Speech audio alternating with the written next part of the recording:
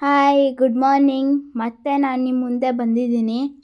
ನನ್ನ last vlog ನೀವು ನೋಡಿದರೆ ನನ್ನ ಈ ವ್ಲಾಗು ಕೂಡ ನಿಮಗೆ ಗೊತ್ತಾಗುತ್ತೆ. ಸೊ ನನ್ನ ಲಾಸ್ಟ್ ವ್ಲಾಗ್ನಲ್ಲೇ ನೋಡ್ದಂಗೆ ಜಾಮ್ಸನ್ನಿಂದ ಪೊಕರಾಗೆ ಬಂದಿದ್ದೀವಿ. ಸೊ ಈಗ ಟೈಮ್ ಬಂದು ಮಾರ್ನಿಂಗ್ 7:30 ಆಗಿದೆ. ನಾವಿದ್ದಿದ್ದು ಬಟಿಕಾ ಹೋಟೆಲ್ಗೆ ಬಂದು ಫ್ರೆಶ್ ಅಪ್ ಆಗಿ 9:30ಗೆ ಬ್ರೇಕ್ಫಾಸ್ಟ್ಗೆ ಬಂದ್ವಿ. ಇವತ್ತು ಜಸ್ಟ್ ಪೋಖ್ರಾನ ಟೂರ್ ಮಾಡೋದಷ್ಟೇ. ನಾಳೆ ಬೆಳಗ್ಗೆ ಕಠ್ಮಂಡುಗೆ ರಿಟರ್ನ್ ಆಗ್ತೀವಿ. ಈ ಪೋಖ್ರಾದಲ್ಲಿ ಅಮೇಝಿಂಗ್ ಪ್ಲೇಸಸ್ನ ನಾನಿವತ್ತು ನಿಮಗೆ ತೋರಿಸ್ತೀನಿ. ನಾವು ಬ್ರೇಕ್ಫಾಸ್ಟ್ ಮುಗಿಸ್ಕೊಂಡು ಫಸ್ಟ್ ಬಂದಿರೋದು ಬಿಂದು ಭಾಷಿಣಿ ಟೆಂಪಲ್ಗೆ.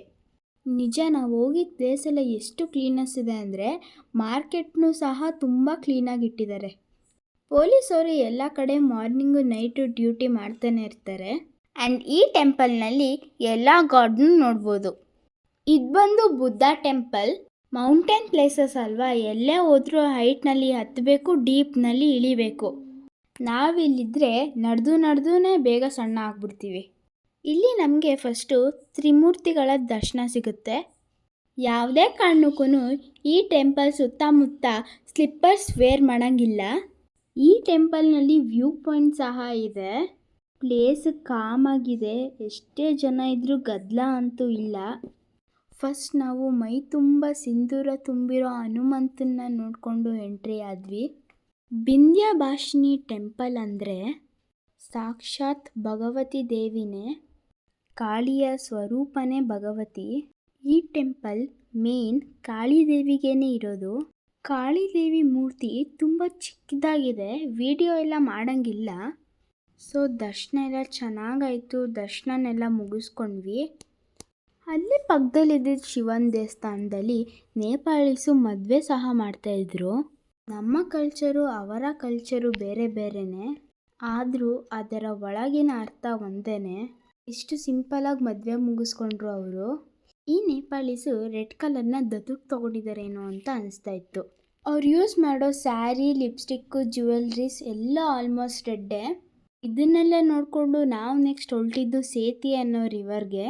ಸೇತಿ ರಿವರ್ಗೆ ದೂದ್ ಸಾಗರ್ ಅಂತಲೂ ಕರೀತಾರೆ.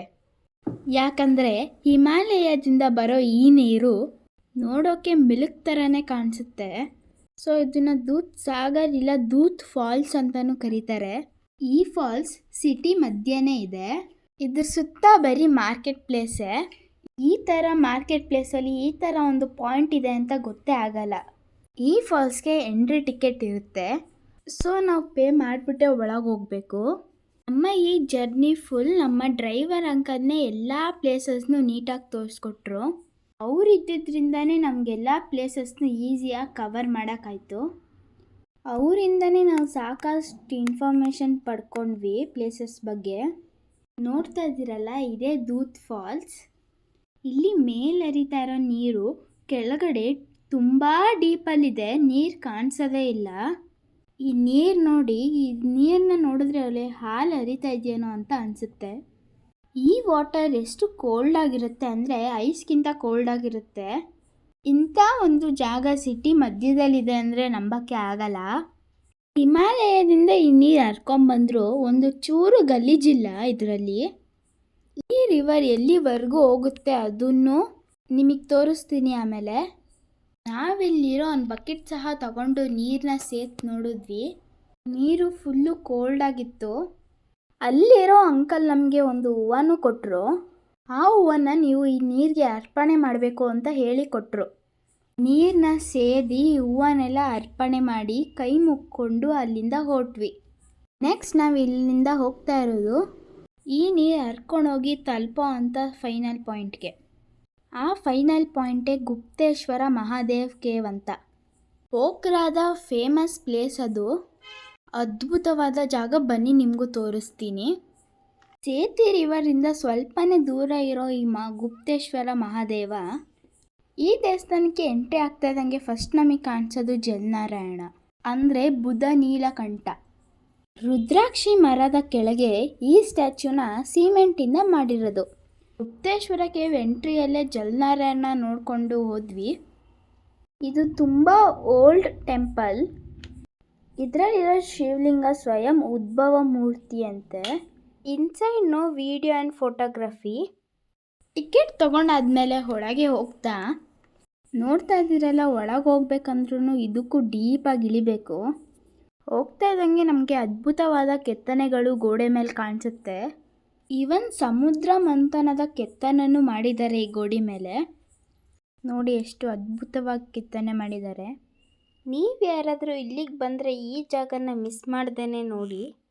ಕೇವ್ಗೆ ಹೋಗ್ತಿದ್ದಂಗೆ ಫಸ್ಟ್ ನಮಗೆ ಸಿಗೋದೇ ಕಾಮಧೇನು, ನಂತರ ಸ್ವಯಂ ಉದ್ಭವವಾಗಿರೋ ಶಿವಲಿಂಗ. ಈ ಕೇವ್ ನ್ಯಾಚುರಲ್ ಆಗೇ ಬಿಲ್ಟ್ ಆಗಿರೋ ಕೇವ್ ಇದು. ಬಟ್ ಈಗ ಒಳಗಡೆ ಎಲ್ಲ ಕನ್ಸ್ಟ್ರಕ್ಷನ್ ನಡೀತಾ ಇದೆ. ಈ ಕೇವ್ನಲ್ಲಿ ವಾಟರ್ ಡ್ರಾಪ್ಸ್ ಎಲ್ಲ ಬೀಳ್ತಾನೆ ಇರುತ್ತೆ. ಅಂದರೆ ಈ ಕೇವ್ನಲ್ಲಿ ಎಲ್ಲ ಕಡೆ ನೀರು ಜಿಣುಕ್ತಾನೆ ಇರುತ್ತೆ. ಈ ನೀರು ಬಂದು ನಾವು ಆಗಲೇ ನೋಡಿದಂಥ ಸೇತಿ ರಿವರ್ ನೀರೇನೆ. ತುಂಬ ಜಾರುತ್ತೆ, ಬಟ್ ಹುಷಾರಾಗಿ ನಡಿಬೇಕು. ಇಲ್ಲಿರೋ ಶಿವನ ತಲೆ ಮೇಲೆ 5 ಅಡಿ ಸರ್ಪನ ಬಿಲ್ಟ್ ಮಾಡಿದ್ದಾರೆ. ಒಮ್ಮೆ ಭೂಕಂಪ ಆದಾಗ ಈ ಶಿವಲಿಂಗಕ್ಕೆ ಸ್ವಲ್ಪ ಡ್ಯಾಮೇಜ್ ಆಗಿತ್ತಂತೆ. ಸೊ ಸಪೋರ್ಟ್ಗೆ ಅಂತ ಕಂಬನ ಬಿಲ್ಟ್ ಮಾಡಿದ್ದಾರೆ. ಶಿವಲಿಂಗನೆಲ್ಲ ವೀಡಿಯೋ ಮಾಡೋಂಗಿಲ್ಲ, ಸೊ ಅದನ್ನು ವೀಡಿಯೋ ಮಾಡೋಕ್ಕಾಗಲಿಲ್ಲ. ನೋಡ್ತಾ ಇದ್ದೀರಲ್ಲ ಈ ಕೇವ್ನ, ಅದಾಗದೇ ಫಾರ್ಮ್ ಆಗಿರೋದು. ಈ ಕೇವ್ ಒಳಗಡೆ ಎಲ್ಲ ನೀರು ಜಿಂಕಿ ಒಳಗಡೆ ಎಲ್ಲ ಈ ಥರ ಆಗಿದೆ. ಫುಲ್ ಸ್ಲಿಪ್ಪರಿ ಇರುತ್ತೆ. ಬೆಟರ್ ಸ್ಲಿಪ್ಪರ್ಸ್ನ ಅವಾಯ್ಡ್ ಮಾಡಿ ಗ್ರಿಪ್ ಇರೋ ಅಂಥ ಶೂಸ್ನ ಹಾಕೋಬೇಕು. ಈಗ ನೀವು ನೋಡ್ತಾ ಇರೋದು ಬಂದು ಶಿವಲಿಂಗದ ಬ್ಯಾಕ್ ಸೈಡ್. ತುಂಬ ಡೌನ್ ಹೋಗ್ಬೇಕು ನಾವು. ಆ್ಯಂಡ್ ಈ ಕೇವ್ನ ನೇಪಾಳನ one of the longest cave ಅಂತಾರೆ. ಆ್ಯಂಡ್ ಇದರ ಲೆಂತ್ 2000 ಮೀಟರ್ ಎಕ್ಸೀಡ್ ಆಗುತ್ತೆ. ಈ ಕೇವ್ 16th ಸೆಂಚುರಿಲಿ ಡಿಸ್ಕವರ್ ಆಗಿರೋದು. ಇದರ ಎಂಟ್ರೆನ್ಸ್ನ 1991 ADನಲ್ಲಿ ಕನ್ಸ್ಟ್ರಕ್ಷನ್ ಮಾಡಿದ್ದಾರೆ. ಇದೇ ನೋಡಿ ಈ ಕೇವ್ನ ಲಾಸ್ಟ್ ಪಾಯಿಂಟ್. ಅಂದರೆ ನಾವು ಆವಾಗಲೇ ನೋಡಿದ್ವಲ್ಲ ಸೇತಿ ರಿವರ್, ಆ ರಿವರ್ ಹಿಮಾಲಯದಿಂದ ಬಂದು ಕೊನೆಗೆ ಇಲ್ಲಿ ಸೇರುತ್ತೆ. ಆ ಸಣ್ಣ ಗ್ಯಾಪ್ ನೀವೇನು ನೋಡ್ತಾ ಇದ್ದೀರಾ, ಅಲ್ಲಿಂದ ಸೇತಿ ರಿವರ್ ಧುಮುಕ್ತಾ ಇರೋದು ಇಲ್ಲಿಗೆ ಬಂದು ಸೇರಿದ್ಮೇಲೆ ನೆಕ್ಸ್ಟ್ ಎಲ್ಲಿಗೆ ಫ್ಲೋ ಆಗುತ್ತೆ ಅನ್ನೋದು ಯಾರಿಗೂ ಗೊತ್ತಿಲ್ಲ. ಎಲ್ಲ ಥರದ ರಿಸರ್ಚ್ ಮಾಡಿದ್ರು ಯಾರಿಗೂ ಇದರ ಫ್ಲೋ ಎಲ್ಲಿಗೆ ಹೋಗುತ್ತೆ ಅನ್ನೋದು ಯಾರಿಗೂ ಗೊತ್ತಾಗಿಲ್ಲ ಇದುವರೆಗೂ. ಮಾನ್ಸೂನ್ ಸೀಸನಲ್ಲಿ ವಾಟರ್ ಫ್ಲೋ ಜಾಸ್ತಿ ಇರುತ್ತೆ, ಆಗ ಇನ್ನೂ ಚೆನ್ನಾಗಿರುತ್ತೆ ನೋಡೋಕ್ಕೆ. ಈ ಕೇವ್ ಒಳಗಡೆ ಸೂರ್ಯನ ಕಿರಣಗಳು ಬೀಳೋದಿಲ್ಲ, ಫುಲ್ ಡಾರ್ಕ್ ಆಗಿರುತ್ತೆ. ಲೈಟ್ಸ್ ಇಲ್ಲ ಅಂದರೆ ಒಳಗೆ ಬರೋಕ್ಕೆ ಕಷ್ಟ ಆಗುತ್ತೆ. ಈ ಫೋಟೋಗ್ರಫಿ ಇಲ್ಲದೇ ಇರೋದ್ರಿಂದ ಶಿವಲಿಂಗನ ನಿಮಗೆ ಹಿಂದೆಗಡೆನೇ ತೋರಿಸ್ತೀನಿ ನೋಡಿ. 5 ಎಳೆ ಸರ್ಪದ ಕೆಳಗಡೆ ಶಿವಲಿಂಗ ಕಾಣಿಸ್ತಾ ಇದೆಯಾ? ಸೊ ಇದನ್ನು ನೋಡಿಕೊಂಡು ನಾವು ಕೇವಿಂದ ಈಚೆ ಬಂದ್ವಿ. ಆ್ಯಂಡ್ ಈ ಜಲನಾರಾಯಣನ ನೀಟಾಗಿ ನೋಡ್ಕೊಳ್ಳಿ. ಯಾಕಂದರೆ ಈ ಥರ ವರ್ಜಿನಲ್ ಮೂರ್ತಿ ಅಂದರೆ ಸ್ವಯಂ ನೀರಲ್ಲಿ ಉದ್ಭವವಾಗಿರೋದು ಕಾಠ್ಮಂಡುನಲ್ಲಿ ಇದೆ.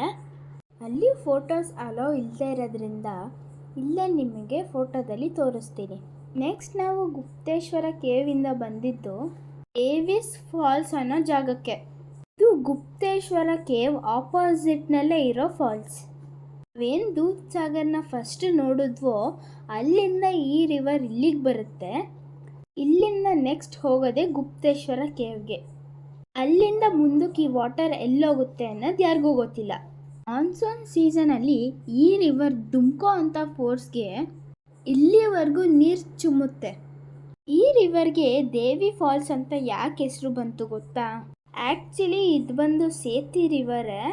ಒನ್ಸ್ ಸ್ವಿಟ್ಜರ್ಲ್ಯಾಂಡ್ನ ಡೇವಿಡ್ ಅನ್ನೋ ಹುಡುಗಿ ಸ್ವಿಮ್ಮಿಂಗಿಗೆ ಅಂತ ಈ ರಿವರ್ಗೆ ಇಳಿತಾರೆ. ಸ್ವಿಮ್ಮಿಂಗ್ ಮಾಡೋವಾಗ ಈ ನೀರಿನ ರಭಸಕ್ಕೆ ಅವರು ಕೊಚ್ಕೊಂಡು ಹೊಂಟೋಗ್ತಾರೆ. ಎಷ್ಟೇ ಹುಡುಕಿದ್ರೂ ಅವ್ರ ಬಾಡಿ ಸಿಗಲ್ಲ. ಕೊನೆಗೆ ಒಂದು 2-3 ಡೇಸ್ ಆದಮೇಲೆ ಅವ್ರ ಬಾಡಿ ಸಿಗುತ್ತೆ. ಆಗಿಂದ ಇದಕ್ಕೆ ಡೇವಿಡ್ ಫಾಲ್ಸ್ ಅಂತ ಹೆಸರು ಬಂತು.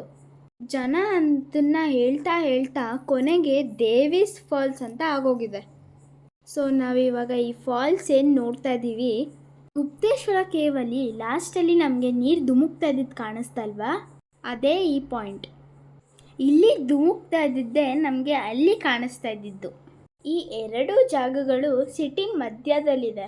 ಕೇವ್ನ ಮೇಲ್ಗಡೆ ಮಾರ್ಕೆಟ್ ಪ್ಲೇಸ್ ಇದೆ, ಬಟ್ ಗೊತ್ತೇ ಆಗಲ್ಲ ನಮಗೆ. ಸೊ ಇದನ್ನೆಲ್ಲ ನೋಡಿದ್ದು ನಮಗೆ ಟಯರ್ಡ್ ಆಗಿತ್ತು ಮತ್ತು ಮಧ್ಯಾಹ್ನದ ಊಟದ ಟೈಮ್ ಆಗಿತ್ತು. ಸೊ ನಾವು ವಾಪಸ್ ಹೋಟೆಲ್ಗೆ ಬಂದು ಲಂಚ್ನ ಮುಗಿಸ್ಕೊಂಡ್ವಿ. ನಾವು ಬರೋ ಟೈಮ್ಗಾಗಲೇ ನಾವು ಹೇಳಿದ ಫುಡ್ನೆಲ್ಲ ರೆಡಿ ಮಾಡಿದ್ರು. ನಡೆದು ಸುಸ್ತಾಗಿದ್ದು ನಮಗೆ ಒಳ್ಳೆ ಬ್ಯಾಟಿಂಗ್ ಮಾಡಿದ್ವಿ. ಫುಡ್ಡು ಅಂತೂ ಸೂಪರಾಗಿತ್ತು. ಊಟ ಮುಗಿದ್ಮೇಲೆ ನಾವು ರೆಸ್ಟ್ ಮಾಡಲಿಲ್ಲ. ಈ ಪೋಖ್ರಾದಲ್ಲಿ ನಮ್ಮ ಲಾಸ್ಟ್ ಡೆಸ್ಟಿನೇಷನ್ ಆದ ಫೇವಾ ಲೇಕಿಗೆ ಹೋದ್ವಿ. ಈ ಲೇಕ್ ನಮ್ಮ ಹೋಟೆಲ್ ಪಕ್ಕದಲ್ಲೇ ಇದೆ. ತುಂಬ ದೊಡ್ಡ ಲೇಕ್. ಈ ಲೇಕಿಗೆ ತುಂಬ ಕಡೆ ಎಂಟ್ರೆನ್ಸ್ ಇದೆ. ನಮ್ಮ ಹೋಟೆಲ್ ಪಕ್ಕದಲ್ಲೇ ಒಂದು ಎಂಟ್ರೆನ್ಸ್ ಇತ್ತು. ಎಂಟ್ರೆನ್ಸ್ ಆಗ್ತದಂಗೆ ಪಶುಪತಿನಾಥ್ ಟೆಂಪಲ್ ಇತ್ತು. ಈ ಟೆಂಪಲ್ ಸುತ್ತಲೂ ಶಿವಲಿಂಗ ಇತ್ತು. ಇದನ್ನೆಲ್ಲ ನೋಡ್ಕೊಂಡು ನಾವು ಸೀದಾ ಬೋಟಿಂಗಿಗೆ ಹೋದ್ವಿ. ಆಂಜನೇಯ ಸ್ವಾಮಿ ಕಾಪಾಡಪ್ಪ, ಇದನ್ನು ನೋಡ್ತಾ ಇರೋರು ಎಲ್ಲರನ್ನೂ ಕಾಪಾಡಪ್ಪ. ಈ ಬೋಟ್ ರೈಡ್ಗೆ ಟಿಕೆಟ್ಸ್ ಇರುತ್ತೆ. ನಿಮಗೆ ಯಾವ ಥರ ಬೇಕೋ ಆ ಥರ ಬೋಟಿಂಗ್ನ ಚೂಸ್ ಮಾಡ್ಕೊಬೋದು. ನೀವೇ ಬೋಟ್ನ ರೈಡ್ ಮಾಡ್ಕೊಂಡು ಹೋಗ್ತೀನಿ ಅಂದರೂ ಹೋಗ್ಬೋದು. ನನಗೆ ಮಿಷಿನ್ ಬೇಡ, ಮ್ಯಾನ್ಯುಯಲ್ ಬೋಟ್ ಬೇಕು ಅಂದ್ರೂ ಸಿಗುತ್ತೆ. ನಿಮಗೆ ಎಷ್ಟು ಅವರ್ ಬೇಕೋ ಅಷ್ಟು ಅವರು ಬೋಟ್ ಸಿಗುತ್ತಿಲ್ಲಿ. ತುಂಬ ಆಪ್ಷನ್ಸ್ ಕೊಟ್ಟಿದ್ದಾರೆ ಬೋಟ್ ರೈಡ್ಗೆ. ಸೊ ನಾವು ತೊಗೊಂಡಿದ್ದು 1 ಅವರ್ ರೈಡ್. ಈ ಲೇಕ್ನ ಮಧ್ಯೆ ಒಂದು ಪುಟ್ಟ ಐಲ್ಯಾಂಡ್ ಇದೆ. ಆ ಐಲ್ಯಾಂಡ್ನಲ್ಲಿರೋದೇ ತಾಲ್ ಬರಾಹಿ ಟೆಂಪಲ್. ಅಂದರೆ ಇದು ಗಾಡೆಸ್ ಬರಾಹಿ ಮಾತಾ ಟೆಂಪಲ್. ತುಂಬ ಪುಟ್ಟದಾಗಿದೆ, ಏನು ಅಷ್ಟು ದೊಡ್ಡದೇನಲ್ಲ. ಈ ಟೆಂಪಲ್ನ lake temple R Barhi temple ಅಂತಲೂ ಕರೀತಾರೆ. ಆಲ್ರೆಡಿ ಸಂಜೆ ಆಗಿತ್ತು. ಟೆಂಪಲ್ನ ನೋಡಿಕೊಂಡು ನಾವು ವ್ಯೂನ ಎಂಜಾಯ್ ಮಾಡಿ ಸೀದಾ ಹೋಟೆಲ್ಗೆ ಹೋದ್ವಿ. ಹೋಗೋಕ್ಕಿಂತ ಮುಂಚೆ ಒಂದು ಇನ್ಫಾರ್ಮೇಷನ್ ಕೊಟ್ಬಿಡ್ತೀನಿ, ಕೇಳಿಸ್ಕೊಳ್ಳಿ. ಆ್ಯಕ್ಚುಲಿ ನಾವು ಇವಾಗ ಫ್ಯೂಚರ್ನಲ್ಲಿದ್ದೀವಿ, ಗೊತ್ತಾ ನಿಮಗೆ? ಹೌದು, ನೀವು ಕೇಳಿಸ್ಕೊಂಡು ನಿಜ. ನಾನು ಇವಾಗ 57 ಇಯರ್ಸ್ ಮುಂದೆ ಇದ್ದೀನಿ. ಹೆಂಗೆ ಅಂತೀರಾ? ಟೆಕ್ನಾಲಜಿಲಂತೂ ಅಲ್ಲ, ಡೇಟಲ್ಲಿ ಕಂಟ್ರಿ, ಡೇಟಲ್ಲಿ. ನಾವು ಹೆಂಗೆ 2025ನಲ್ಲಿದ್ದೀವಿ. ನೇಪಾಳೀಸ್ ಅವರು 2081ನಲ್ಲಿದ್ದಾರೆ ಈಗ. ನಮಗೆ ಯುಗಾದಿಲಿ ನ್ಯೂ ಇಯರ್ ಅಂದರೆ ಅವ್ರಿಗೆ ಮಾರ್ಚ್ನಲ್ಲಿ ನ್ಯೂ ಇಯರ್. ಸೊ ಈ ಮಾರ್ಚ್ ಬಂದರೆ ಅವರು 2081ನಿಂದ 2082ಗೆ ಹೋಗ್ತಾರೆ. ಪಕ್ಕದ ಕಂಟ್ರಿನೇ ಆದ್ರೂ ಎಷ್ಟೊಂದು ಡಿಫ್ರೆನ್ಸ್ ಇದೆ ಅಲ್ವಾ? ಇವರ ಅಫಿಷಿಯಲ್ ಕ್ಯಾಲೆಂಡರ್ ಬಂದು ವಿಕ್ರಮ್ ಸಂವತ್ ಅಂತ. ಇಲ್ಲಿ ಈ ವಿಕ್ರಮ್ ಸಂವತ್ ಅನ್ನೋ ಕ್ಯಾಲೆಂಡರ್ ಪ್ರಕಾರನೇ ಅಫಿಷಿಯಲ್ ಆಗಿ, ಲೀಗಲ್ ಆಗಿ, ಈವನ್ ಸ್ಕೂಲು, ಕಾಲೇಜ್ ಎಲ್ಲ ಕಡೆನೂ ಅವರ ಡೇಟ್ಸ್ನೇ ಯೂಸ್ ಮಾಡೋದು. ಜಸ್ಟ್ ಟೂರಿಸ್ಟ್ ಪರ್ಪಸ್ಗೋಸ್ಕರ 2025 ಅಂತ ಯೂಸ್ ಮಾಡ್ತಾರೆ. ಸೊ ಈ ಇನ್ಫಾರ್ಮೇಷನ್ ನಿಮಗೆ ಮುಂಚೆನೇ ಗೊತ್ತಿತ್ತಾ ಇಲ್ವಾ ಅಂತ ಕಮೆಂಟ್ ಮಾಡಿ. ನಾನು ಕೊಟ್ಟಿರೋ ಎಲ್ಲ ಇನ್ಫಾರ್ಮೇಷನ್ ನಿಮಗೆ ಎಷ್ಟಾಯಿತು ಅಂತ ಅನ್ಕೊತೀನಿ. ಸೊ ನಾನು ಮತ್ತೆ ಸಿಗ್ತೀನಿ ನನ್ನ ನೆಕ್ಸ್ಟ್ ಕಠ್ಮಂಡು ವ್ಲಾಗ್ನಲ್ಲಿ. ಟಿಲ್ ದೆನ್ ಟೇಕ್ ಕೇರ್, ಬಾಯ್.